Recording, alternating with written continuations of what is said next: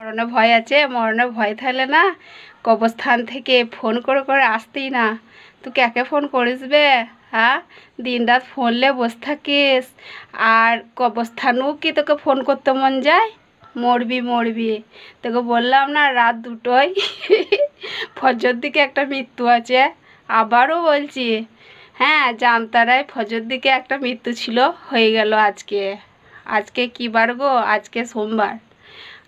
আর এখন এই মগরিববেলায় আবারও বলছি, আমার আজরাইল ফেরেশতা আসছে জামতারায় হাসপাতাল পাড়ায়।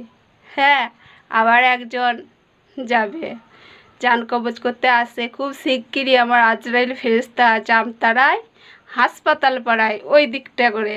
আমি তো এই ঘরে আছি, আওয়াজটা আছে ওই দিক থেকে, ওই দিকেই হবে, ওই দিকে আসছে, ওই দিকে আওয়াজটা আসছে, ওই দিকেই হবে, হাসপাতাল পাড়ায়। আমি তো ঘরে আছি, বলে দিচ্ছে হায়দা ওই দিকটাই, ওই দিকটাই দা, ওই দিকটা কী বার বলতো? হাসপাতাল পাড়া। তোরও হবে, বুঝতে পারলি তো? তুই অনেক বেদ ছেলে, তো ভালো লস।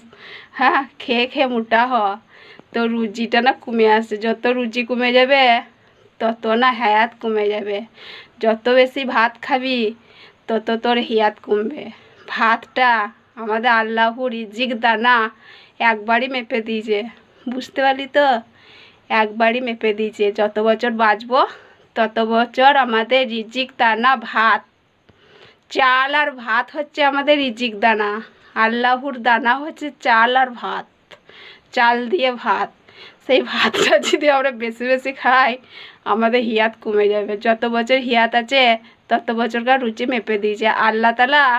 দৈনিক রুজি বাপে না, 1 কিলো চাল তুই বসে বসে খাবি আর লোকের মেয়েদের ফোন করে করে যাবি, মরবি।